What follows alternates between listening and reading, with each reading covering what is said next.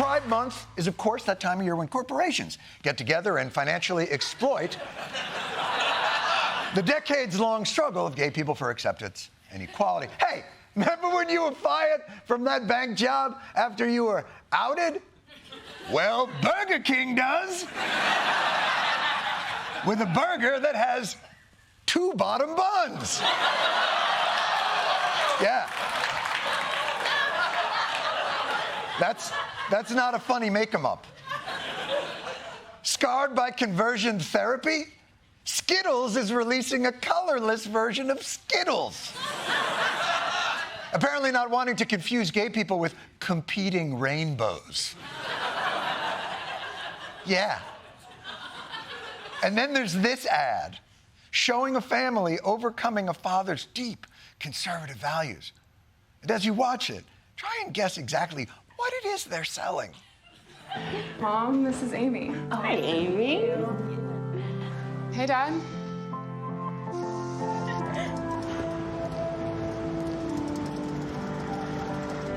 All over your face. You're the cutest little enough. baby. Happy birthday. Is that your dad? What is he doing? Did I do it right? I love you. You like it? I love it.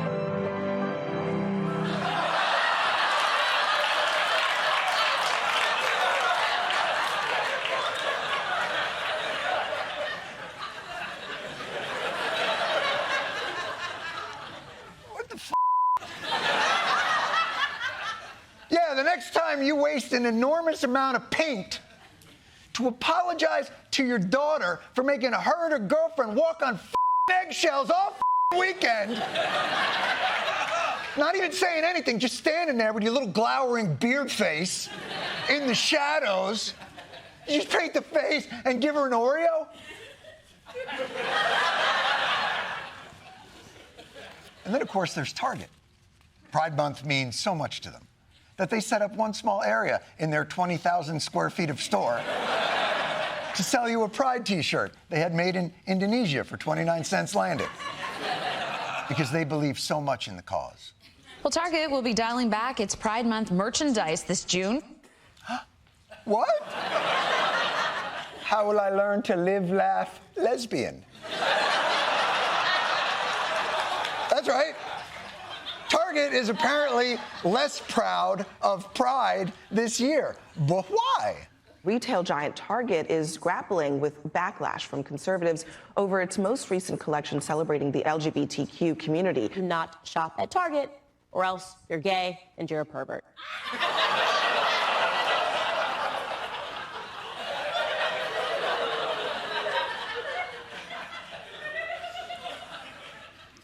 Even if I'm just getting paper towels? Is that...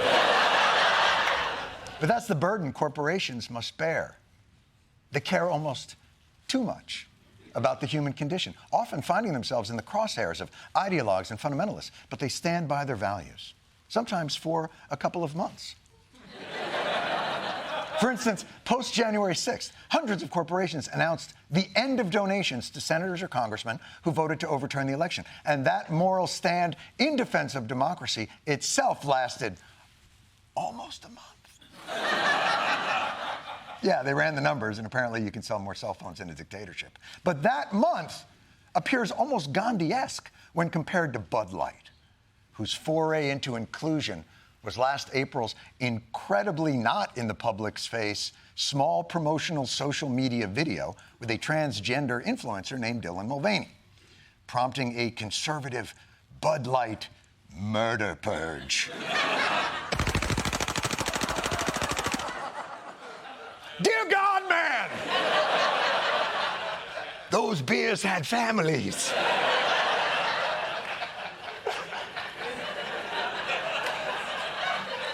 Bud Light sales plummeted, stocks tanked, and it only took 2 weeks for Budweiser to issue an apology and run a new ad campaign designed to win back the kind of people who shoot at their products.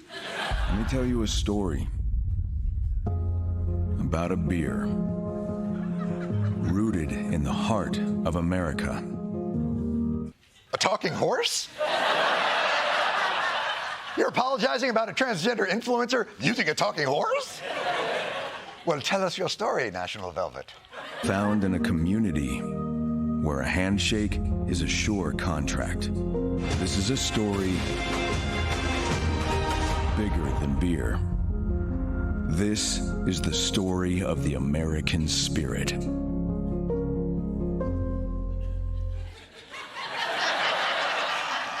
First of all, I think that horse is scared shitless.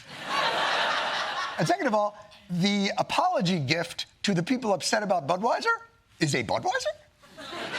Curious.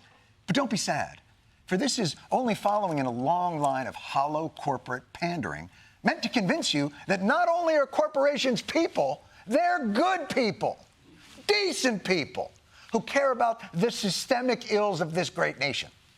We saw this very clearly in the wake of George Floyd's murder. Corporations saw people's demand for a reckoning with America's racist past, and they said, sure, us too. We're on a 400-year-long journey, and scars don't fade. But neither does hope. And in the fight against systematic racism and inequality, Doritos is committing to amplifying Black voices. General Mills serves the world by making food people love. And inclusion is one of our secret ingredients. At Kraft Heinz, our purpose is to make life delicious. And we believe we can't achieve that without one essential ingredient: diversity.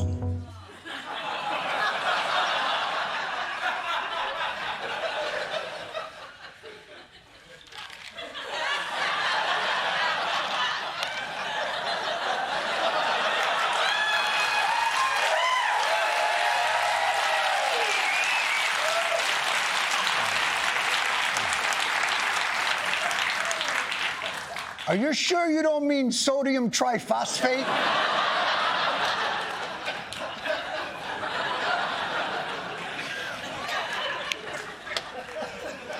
Meanwhile, while corporations forcefully pronounce their deeply held value of promoting diversity on network television, their commitment only lasted until the protests died down.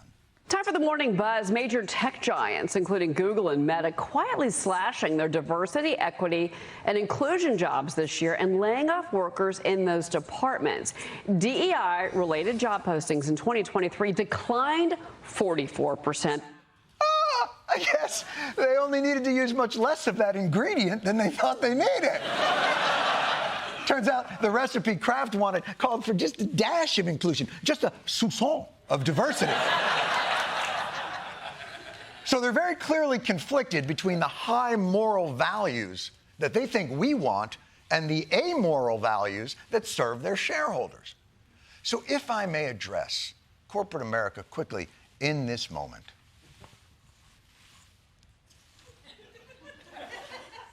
Stop. We don't need any of this. We don't need to know that your products are used by only the most diverse families walking down sidewalks or camping, or diverse families doing a ride, or getting a loan, or doing laundry, or a diverse I don't know what they are. This guy doesn't say he's got a skin condition, and no way is he dating her. No way. No way. There is no way.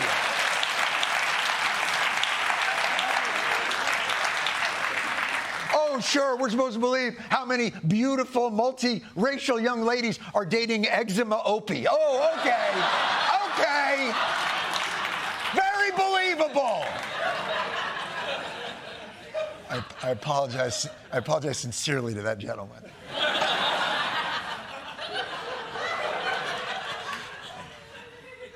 And by the way, for those on the right who wish corporations would just ditch the woke performances and go back to good old-fashioned patriotic values, that's all bullshit, too.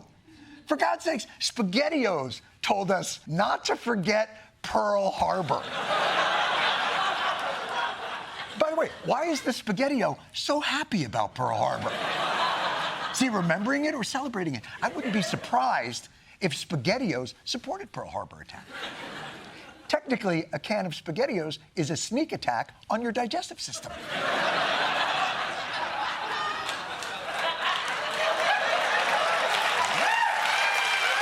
SpaghettiOs. SpaghettiOs, the Arby's of pasta. Why are we allowing ourselves to get worked up over whether giant multinational corporations are pro-gay or have traditional American values? Because corporations have but one value: shareholder value. That's all they have. That Budweiser horse that wants to restore our American spirit is actually owned by a Belgian-Brazilian beverage conglomerate. That all-American Clydesdale's name is probably Jean-Luc Bolsonaro.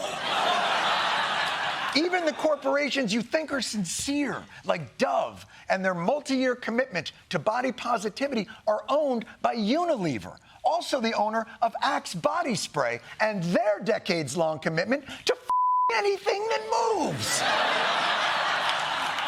There is nothing corporations do that is not in service of their bottom line. Even when you go to the checkout at the grocery store and the little card reader thing says, "Do you want to round up to help feed some children?" Well, the first thing I think is, you're the one with all the food. Why don't you round some of that up? And then they got the balls.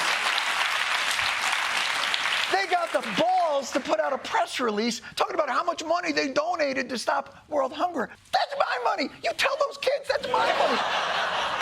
Let's stop pretending that a corporation can even be woke or unwoke or patriotic or unpatriotic. Let's just let corporations live their truth as the profit-seeking Patrick Bateman psychopaths they are. At the very least, we might finally get some honesty from them as well. We start with one of the most dangerous criminal masterminds in American history, Hunter Biden.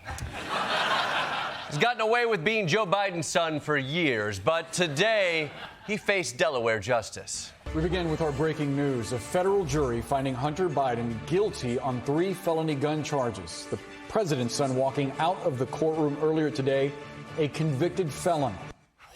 How? Wow. Frankly, I'm shocked.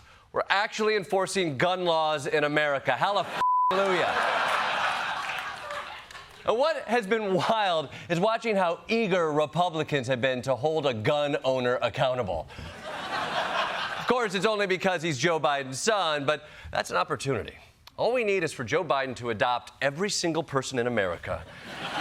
And we can finally have some responsible gun control in this country. Yes. Let's move on to some news out of the Supreme Court. Last weekend, an undercover activist snuck into a private reception and secretly recorded Supreme Court Justice Samuel Alito. And, no surprise, it turns out that the guy who overruled Roe v. Wade is a bit of a religious nut. What was much more interesting is that this activist also recorded Alito's wife, Martha Ann Alito. She's already been in the news for flying an upside-down American flag at their house after Trump lost the 2020 election, and then for flying a far-right appeal to heaven flag at their beach house. And if you thought 2 flags was a lot of flags, this lady's just getting started. You know what I want? I want a Sacred Heart of Jesus flag, because I have to look across the lagoon at the Pride flag for the next month. And he's like, "Oh, please don't put up a flag." I said, "I won't do it because I'm deferring to you. But when you are free of this nonsense, I'm putting it up, and I'm going to send them a message every day. Maybe every week I'll be changing the flags." Holy shit! This lady loves flags. I mean, once Alito retires, that house is going to look like a Spanish galleon. I mean, later, the United Nations called. They said, tone it down with the flags, you know? I mean, even Betsy Ross is like, Jesus, I was only doing this because we didn't have Netflix. Liking flags this much is, ironically, the ultimate red flag. And, yeah, it's a thinker. I also love how she refers to her husband's job as nonsense. This man is one of the most consequential men in the country, but she's like, I can't wait until you're done with your little black robe bullshit so I can focus on what really matters, semaphore. So, Martha Ann got so mad after seeing a pride flag that she's planning to put up a whole bunch of Jesus flags to combat it. Because everyone knows Jesus is the ultimate symbol of your love. And also, if she runs out of flags, don't worry. She's thinking up more flags in her head. There'll be all kinds. I made a flag in my head. This is how I satisfy myself. I made a flag. It's white, and it's yellow and orange flames around it. And in the middle is the word vergogna. Vergogna in Italian means shame. Whoa. First off, what a burn on Justice Alito. Your wife is going around telling strangers that she has to think up new flags to satisfy herself.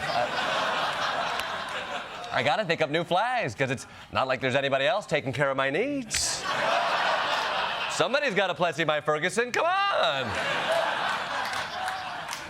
No, not to be a hater, but designing a special flag for yourself is literally a homework assignment my kindergartner just had. He drew a butt farting on a stick figure man who I'm pretty sure is supposed to be me. I don't love it, but it still beats Vergogna. Look, I think there's a missed opportunity. Instead of getting mad at the pride flags, Martha Ann could use this opportunity to find unity. You love flags. They love flags. The people you really should be fighting are the lawn sign people. No motion, you can't see it from up high, no way to tell the wind direction. I mean, those lawn sign people are animals, and we all know it. Let's talk about the fallout from the big political story in the news. Yesterday, Hunter Biden was convicted of lying about his drug use when he filled out paperwork to buy a gun. And can I just say, how weird is it that in the past couple of weeks, Hunter Biden and Donald Trump were convicted of lying on paperwork? I mean, this country really does draw the line at filling out forms correctly. The next time I show up at a doctor's appointment, I'm going to make sure my sign-in time is on the f***ing dot. So, Hunter Biden has been convicted on all counts and may even spend time in prison. I can only imagine that Republicans spent last night celebrating until the sun came up. Just because one Democrat was convicted doesn't mean the American legal system isn't being abused. Marjorie Taylor Greene tweeting, quote, Hunter Biden just became the deep state sacrificial lamb to show that justice is balanced, while the other Biden crimes remain ignored. Hunter is them sacrificing a useless pawn. Everybody knows what this trial with Hunter Biden was about. This is about smoke and mirrors. This is the red herring. This is a distraction. This is part of a cover-up. This is part of a running protection racket from the highest levels of the U.S. government downward to protect the Biden family. This is the decoy that they can say there's equal justice under the law, but it's all nonsense. Don't go for it. Don't let them sell you it. Understand exactly what's happening. Okay, I don't want to make any assumptions about a guy's drug use, but if I was Don Jr., I would not try to buy a gun in Delaware. Here's a genuine question for MAGA world. Can you guys rest the conspiracy mongering for just a second and squeeze a beat of joy out of this? I mean, my God, you're all so miserable. I mean, the last time a Republican had fun was when she was kicked out of the Beetlejuice musical. I mean, think about this. Think about this. Your political enemy's son is headed to prison, and your mind immediately jumps to, he's just taking the fall for Joe Biden. Let me tell you something. Nobody is taking the fall for Joe Biden. He falls plenty on his own. Thank you very much. Just take the W. When Donald Trump was convicted, you didn't see Democrats going, I bet this is just a distraction from the classified documents case, or the January 6th case, or the Georgia racketeering case, or the E. Jean Carroll case, or the insurance fraud case. No, Democrats were celebrating. I was in a Brooklyn Whole Foods when the verdict came down. People started f***ing in the bulk grains aisle. Today, Trump met with some people who contribute even less to society, congressional Republicans. There's more breaking news we're following. Only moments ago, former President Donald Trump wrapped up his meeting with congressional Republicans up on Capitol Hill. It marked his first visit since telling his supporters to, quote, fight like hell just ahead of the deadly January 6th riot. Yeah, Trump was back on Capitol Hill for the first time since January 6th. And it must have felt like visiting your old high school, you know? Walking the halls, so many memories flooding back. I remember Joey taking a dump over there. Blake beat up a cop right over there. We tried to hang Mikey over there. Just outside there, I told everyone to be peaceful. Such good memories. We should do this again. How about January? Now, this meeting was billed as a chance for Trump to discuss the legislative agenda for his potential second term. So, let's hear how this serious policy discussion went. It opened with members singing happy birthday to the former president because his birthday is just right around the corner. What? They sang happy birthday to him? They're not waiters at a TGI Fridays. I mean, isn't that embarrassing for everybody involved? A room of adults wearing suits saying, let's discuss our agenda to dismantle the regulations that protect our environment. But first, who's the big boy getting a year older? And today isn't even his birthday. It's tomorrow. I mean, I know Trump has done a lot. He's a convicted felon. He tried to overthrow the government, but now he's celebrating a birthday week. The man's a fucking monster. And the worst part is that Ted Cruz sang it sexy like Marilyn Monroe. Just go. Bro. You can't unsee that, everybody. Okay, now that Trump has blown out his candles and made a wish, I assume to meet that three-boobed lady from Total Recall, let's get to that policy. Sources inside the room tell us it was a typical Trump performance. Bragging about his polls, attacking Republicans who have opposed him, questioning why Taylor Swift would support a Democrat. Apparently, the former president made reference to Hannibal Lecter and said, nice guy, quote, he even had a friend over for dinner. At one point, he even talked about Nancy Pelosi's daughter, saying that her daughter had told him in a different lifetime she, Nancy Pelosi, and Donald Trump would have had a great romance. Come on! Does Donald Trump have nothing better to do at Capitol Hill than quote Jodie Foster movies and act out Nancy Pelosi fanfic? I mean, imagine if you were a serious Republican congressman in that room who came to work that day to get things done and make life better for your constituents. That person does not exist, but imagine how annoyed they would be. Now, to be fair, Trump did discuss some actual politics. As you know, the Republican National Convention is in Milwaukee this summer, and apparently he just can't wait to fly in. Trump said, quote, Milwaukee, where we are having our convention, is a horrible city. Hey, I may not be from Wisconsin, but I am from Michigan. And let me just say, don't mess with the Midwest, buddy. We will politely ask you to please stop and then thank you in advance, and that's a threat. Honestly, though. How does Trump not like Milwaukee? The two main food groups there are sausage and cheese. A salad just means the sausage has sauerkraut on it. But let's move on from Trump and Biden to the people who actually run our country, the Supreme Court.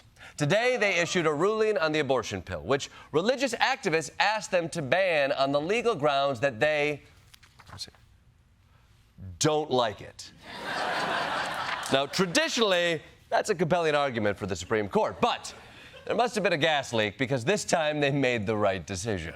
Justices unanimously rejected a bid by a conservative Christian legal group to restrict access to an abortion pill used by millions of patients every year. The court's decision unanimous here, finding that the group of anti-abortion doctors who questioned the FDA's decision to make it easier for people to get the pill did not have the legal standing to sue. Justice Kavanaugh writes in the opinion, quote, a plaintiff's desire to make a drug less available for others doesn't establish standing to sue. Yes, obviously. You can't sue a drug just because you don't want somebody else to use it. Like, I want cocaine to be less available to Don Jr. It doesn't mean I can sue cocaine. Now, to be clear, you can. Look it up. To be clear, the court didn't decide this case on the merits, just on a technical issue of standing. So anti-abortion groups still have another chance to get the abortion pill banned, which is nice to know that at least they get a plan B.